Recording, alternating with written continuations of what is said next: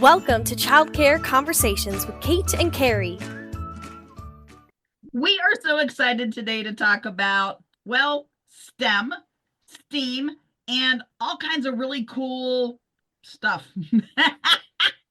That last part didn't sound very excited. I think Kate just lost some steam there. See what I did there? Okay. Also, we're excited to have our dear friend Carly back on the podcast. It's been a while. We'll go ahead and make sure we put in the link or in the doobly-doo, the link to the last time she was on the podcast. And Carly is an amazing director and educator, and she has been playing with some fun toys. Or at least we hope she has, because that's why we asked her to come on and talk about. So I have not been playing with them. The kids have. They don't share very well.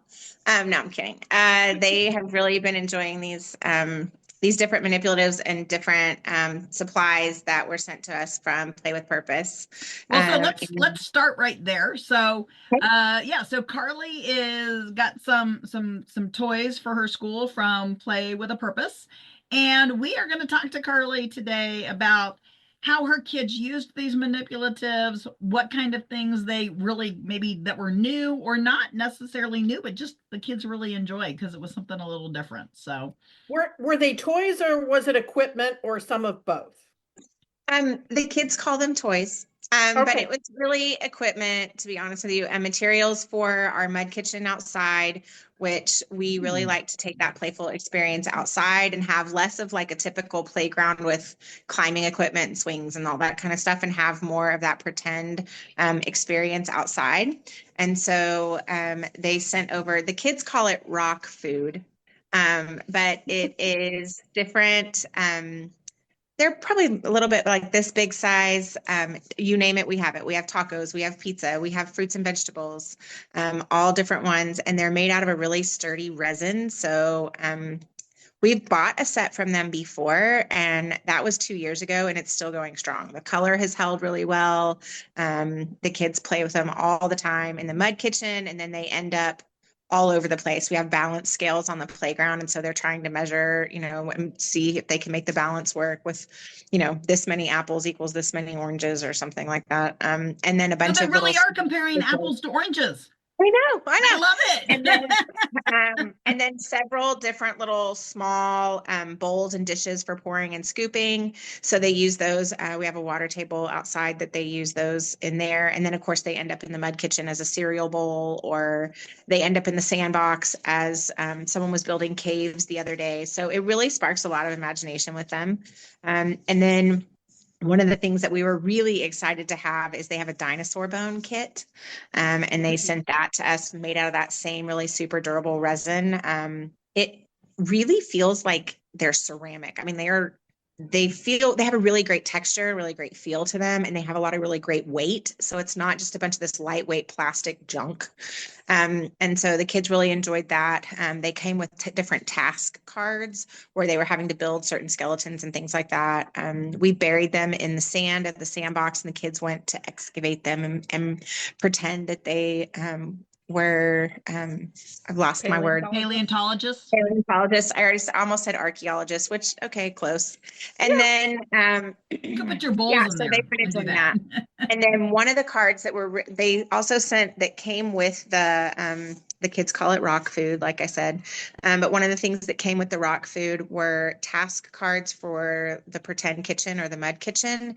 And so it was showing like different recipes that the kids could make. And they could mix together leaves and flowers and use these different of the play food to make all these different recipes and sort of investigations or prompts, I guess, if you want, for them to be able to use. And so we're excited to use those next week. We start a farm and gardening week. So we'll have a lot of those supplies on hand, and that'll make those cards a little bit more applicable. So we haven't had a chance to use those yet, but the teachers have already spied some that they're wanting to use back and forth. Awesome. So how many different age groups are using these manipulatives? And did you find that because you mentioned you had some of these before, so has it been worth having Now 2 sets, does that Yes, increase? it has been really great. So the set that we purchased before was just the fruits and vegetables. And so I think it was maybe 12 pieces or something like that. And our school is 2.5 all the way through pre-K. So some of those kiddos are just turning 5. And we have anywhere between 10 and 12 kiddos in each class. And so when they're outside at recess, just having this extra set that they furnished for us and supplied for us was so gracious, because now the kiddos can have more than one chunk a piece, right? There's more for sharing, there's more for loading up. And let's be honest, they don't always make it back to the mud kitchen, and so sometimes those things are lost. But because they're really super durable, our whole playground is covered in pea gravel, and with those materials being so durable, that once they dig them back up again, we just put them back where they go. It's not like they're trashed or ruined or lost for good. So they've really enjoyed having them, and they do their pretend things where they want to bring you something for you to have a taste of it, or one of the kits is a shish kebab, which that is a really funny to listen to these little kids say shish kebab, because it doesn't always come out like that. But it's a shish kebab set, and it didn't come with the actual skewers or sticks. And so they've just been finding sticks on the playground and using those to make patterns, or using those to, they've been putting them on the grill. And so they've really been lots and lots of pretend, lots and lots of vocabulary coming out of it all. I just love listening to them. One of them was playing Top Chef the other day, so I guess they've been watching that show. It's been really great to watch. I did send over some photos to Play with a Purpose so that they could see kind of what the kiddos had been up to as well. And they were excited to see that they were using them for more than just food. And that was really what was great for me, because they can be used for so much more than just, okay, I have a pretend taco in the kitchen center or whatever. Well, I would love to have those pictures too, if you get a chance. So, yep. Yeah. So if they're thinking of it, if the person buying these is thinking, I'm going to get some STEM materials or some STEAM materials, that's not the first thing that people think of, is pretend food, right? People are like, no, I need a lever, I need a pulley, I need robot cars. Like, why were the rock food, as the kids call it, why was that part of what you guys selected as items for you to enhance your STEAM and STEM? Well, we talked originally when we were trying to decide what to choose, because they have so many things to choose from. And I got caught up, being a STEM girl, I got caught up in all the fancy things, and was like, oh, we need the ramps, and we need the pulleys, and we need the dinner. Well, we kind of already have that stuff. And so she sat with us for a really long time and had a really great conversation about our program and kind of what we do.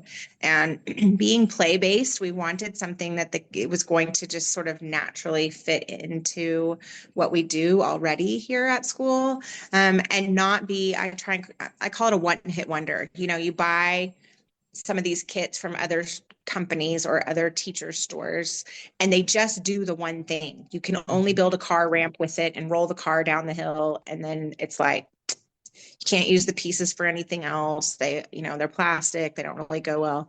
So I didn't want a one-hit wonder. And so she said, well, you know what, if you're already having a really great mud kitchen outside and that water table and the kiddos really use their imagination, why don't we try some of this rock food? I know that's not what they call it at all, so please don't go looking something up for rock food on their website. We'll find the real name and we'll put it in the I don't know. I really think that maybe they need to add that as the descriptive term. They should be able to Google. They love it. But so originally the play started off very typical. I'm making you tacos. I'm making you a shish kebab, which that is not how they say it. And then, I'm making you some cereal. Oh, I found an apple for you. I like avocados. Do you like avocados? So they started comparing and talking. And like I said, again, lots and lots of vocabulary coming out of it. But then all of a sudden, I noticed them using them, the round ones, they were using them on the ramps. And does it slide and does it not slide, or does it roll? Does it go down the slide? Does it not go down the slide? They were sorting them in size. They started filling them up with the buckets. So we do have a balance scale out there that's just a piece of wood on a main beam. And so we have buckets that will hook to it. And so a bucket on this end and a bucket on that end. And then they would put the ones in and look to see how that changed the weight and how that changed the balance scale. So without any prompting on our end, hardly at all, they just started exploring different ways to use it. And so, yes, it is rock food, but they were using it in the balance scale. They were using it to roll down the slide. They were using it, they were building things in the sandcastle. And then instead of being, an avocado, it was a boulder that they were having at the base of the mountain. So lots of really great exploration and child-led play with that, which was so important. So I have a question, because the first thing as you were talking about all of this, the first thing that immediately came to my mind was, home extension, because a lot of times this is something that we have as opportunities with our programs, we kind of forget. Mm-hmm. And we are in Texas, so we do have the ability already in the spring to be outside and cooking. Have you thought, or have you maybe already done this in the past, literally sending home shish kebab recipes with the kids to actually encourage them to make those at home with their family? Yeah, that would be in awesome. Certain patterns, go, hey, here's the patterns your kids made this week in the outdoor kitchen. They would love to have this for dinner this week. Send us your pictures of your kid and their little hibachi grill or, whatever, So we do have, so this week, we have been, talking about Seuss because birthday on, Sunday. And so, I know in our 2.5s class today, they made their own snack. Normally at our school, the families provide their own snacks and lunches, but they did make their own snack in there. And so they did the strawberry banana for the red and white for Cat in the Hat. And so they were talking about that. And a lot of them wanted to take that extra stick out on the playground and use it for they call it shish kebabs, the shish kebabs. And better than what I thought you were going to say. Yes. So. Well, they're catching on. So they wanted to take that extra stick out. Oh, I finished my snack. Can I use this on the playground for the shish kebabs? And, they are pointy and let's not take them on the playground. But so we found other things that we could do with them. So yes, I think that would be really awesome. That's a great idea. Thanks for sharing that. Yeah. So, one of the things that I love is that ability to take something non-traditional, which it sounds like you guys have done. And I love the way you pulled that into STEM, because I think you made a great point that a lot of people will go, oh, that's food. That's not necessarily STEM, even though let's talk about the amount of STEM that goes into making a meal. Right. But I think that if we could continue those conversations for those parents to hear their kids talk about shish kebabs and all those other phrases that they had for that food item. So, but even that it's trying some of those foods, like I don't know if the kids get an opportunity to try avocado. So now that you have that next week during your garden phase, avocado pits are always fun to grow, but even trying, like they may know what guacamole is, but do they know that guacamole comes from an avocado? Right. Yeah. So we've been excited. The rock food has been a huge hit. The dinosaur bones were, like I said, amazing. And the task cards for the mud kitchen are going to be great too, because sometimes that mud kitchen just gets to be a place where they're slinging mud pies and swishing around. They call it stew. They bring me pots full of water and rocks and mulch. And I can't tell you how much of that I've eaten over the years, but I think too, to have those task cards to kind of prompt them and give them some other ideas is going to be really great. And then something else, and it just hasn't arrived yet, and I'm really geeked out about it, is their outdoor art boards. So it looks like a large wooden frame, super durable. And then it has a plexiglass center to it that we will be able to take outside. And some of the examples that she was telling me was like, they can lay them over different plants or sticks or flowers and trace on them, sort of like like they would with a marker board, but they're going to be able to trace and do things like that. One of the activities that we're really looking forward to doing is where, like, I would hold it up and the plexiglass would be in front of my face. And then as my partner, you trace where my eyes are and my nose. And so it's an outdoor art board is what they call it, I believe, on their website. But they got lost in the shipping, and so they're not supposed to be here till next week, I don't think. But they actually sent us two, so we'll have one here at this campus and one at our other campus. And we're really excited about that, especially since the weather's a lot nicer now, and we're going to be able to do a lot more things outside. We do get pretty messy here, so we're looking forward to that, being able to use it in the garden and tracing the different things that they've planted from Farm and Garden Week, and just kind of see where the kids take it. I think it's going to be interesting. One of the other things too was like drawing a scene where you can hold it up vertically like this, and then they can trace sort of like they see the horizon, or here's the big tree, or I see some birds in the sky, and then they can kind of add to it. But it makes them feel, little outdoor artists, because sometimes when you take them out and say, let's draw what we see, you get a bunch of squiggly squaggle. So I think it's going to be really novel for them, and really kind of bring some of that art outside too.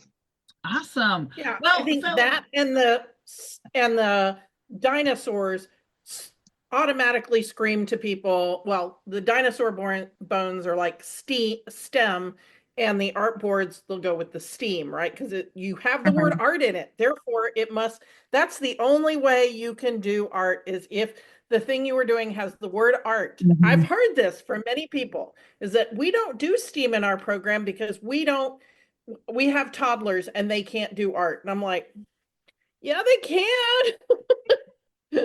They can glue stuff on. They can rip stuff up. They can do it. Yeah. No, I think it's going to be really great. We're really excited for it.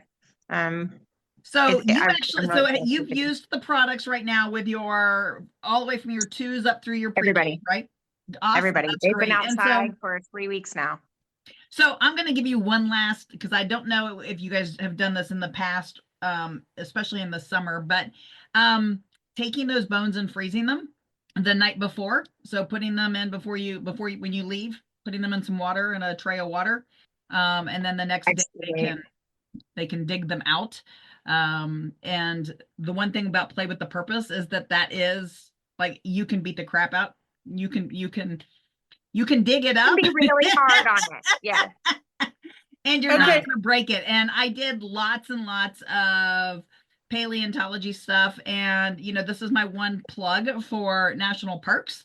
So if you are listening to this and you don't have a national park near you, or even if you do, go online to the national parks, look for the junior ranger programs. There are about 10 national parks that have paleontologists, including Dinosaur National Park and Waco Mammoth National Park. And you can download those junior ranger books, and it's a great way to extend it and take it home. And if the kids fill it out and send it in, then they get a little badge or a patch and a certificate that says they did it. And that's one of the verifying to the parents that they actually learned something. But I'm going to add something to when you freeze the bones. Freezing it with just water is fine, but if you want to up level it even beyond that, do it oobleck or goop or whatever, cornstarch and water. Freeze it in the cornstarch and water and bring it out, and then it feels like you're really digging through rock. You can even make that some awful color, so put some, green and yellow and orange in there or something, and make it kind of brownish. The teachers did it with just baking soda and a lot of water and froze it, and then gave the kids vinegar to dissolve it. And so there was the whole fizzy thing. And that's a fun one too. They call it fizzy eggs because normally it's in a ball shape, because it's dinosaurs or whatever. But that's a big favorite. Like, we smell like vinegar all week that week around here. But those are some great ideas. We'll definitely try that next time we get those out. I mean, I just love it for summer. I mean, the more things I can freeze and bury in the summer, the better, because it's hot. It's hot. And you can use golf tees and wooden mallets to break it apart. So it's like a chisel. So we're doing simple machines. Like, there's a whole, again, we can geek out a lot. And what's great about golf tees and stuff is that works great with cardboard and construction, as well as, partially melted ice. But again, 2-year-olds can do this. This is not, they don't have to be doing anything fancy. And, chances are, if you ask parents, hey, do you have, old golf tees, you'll probably get more than you anticipated. Yeah. Well, it Yeah. And depends they're on not your that expensive, group. really. We get them. I Oh, think we but what ordered I'm saying them is it gives the Target. parents an opportunity to feel involved, or the grandparents, even if it is more than you need. And Hey, if you the can always use community, one. yeah, if the community at your school is not a golfing community, you can say, hey, could you go, I've called these 3 golf courses, could you go pick them up? So it can, Yeah. even if it was a program that nobody golfs, there's still a way to involve the parents in acquiring the golf tees without spending money. Yeah, So, Carly, for I have a sure. question. When you guys go out and are trying to do family recruitment or family events, do you guys ever do that out in the community within your program? There haven't been a lot of opportunities out here in our area. But when we have done it, like there's usually a big kite festival, and we always take some sort of activity, and then extra staff, so that like myself and our owner can talk to families, and then the staff can do the thing.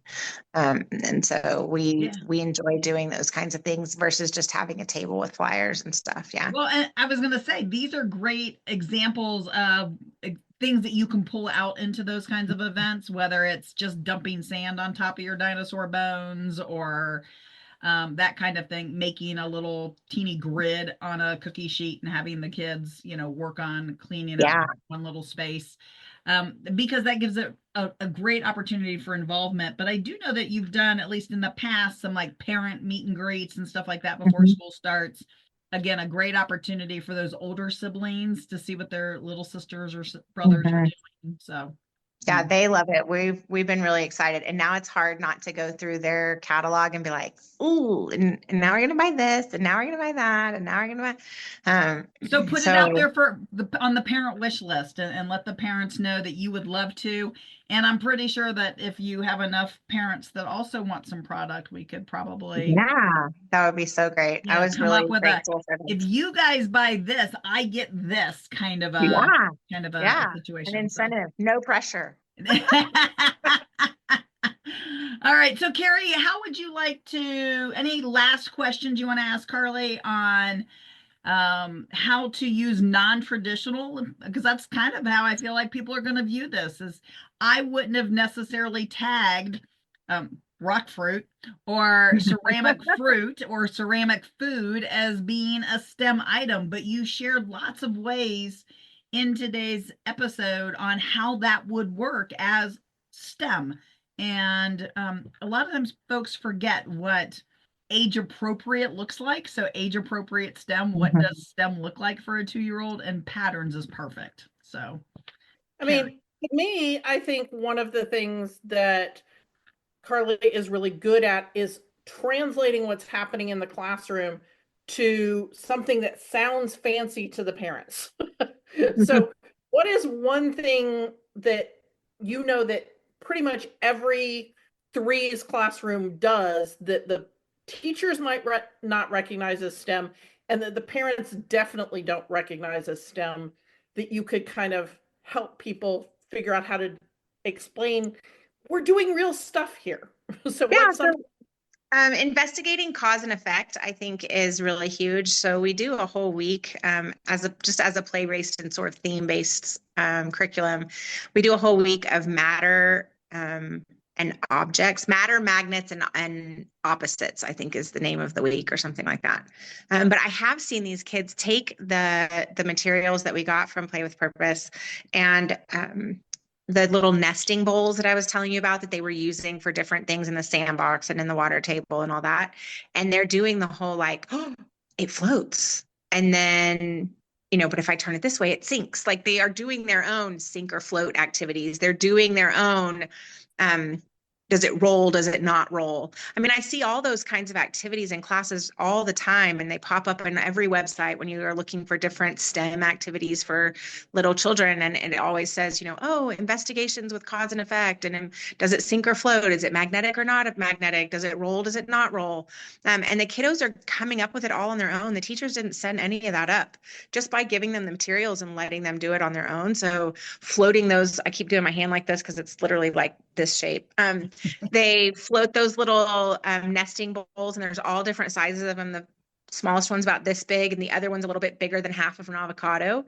And so they've been floating those, making boats out of them. And how many, like I said, our playground's covered in pea gravel. And so how many pieces of gravel can I put in it before it sinks?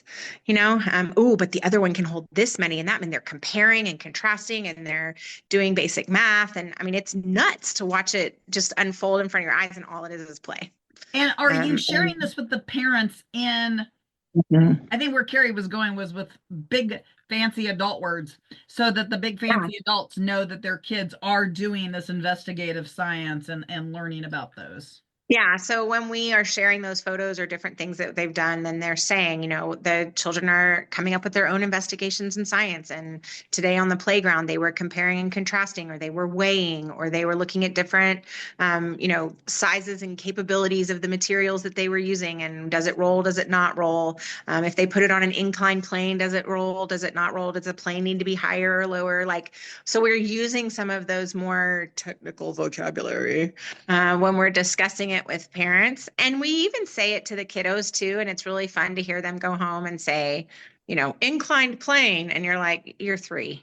But it's fancy that they feel fancy. Right. And that's important too, because it sparks more, it just continues to be, something that sparks something else, and then curiosity to try something else and to try something else. And then they go home and talk about it, and they want to repeat what they've done at school at home. And so then the parents can also see, oh man, this really is a thing. They didn't just play in the dirt and sand all day. I love those stories, and I'm sure that you're pulling those in for websites and testimonies. And what a great way to just think of, new manipulatives in a whole new way. Carrie? Yes. Oh, sorry. I know I'm supposed to do a wrap up, but my brain, when you said testimonies, I was like, you know what? We need to have testimonies on our websites from the children. We always put testimonies from the adults, but if a kid is like, I love playing with the rock food, blah, blah, blah, and then putting that on the website. Sorry, that just, my brain was like, why do we never get that's a great one. That's okay, because right now I really want Carly to go find out how many apples equals how many oranges for me. So I have this, I'm like, I want to know, what is the apple to orange ratio of rock food? So I will let you know. Is it 2 I'll apples to pry to it out orange, of their hands or 3 first, apples though, to 2 oranges?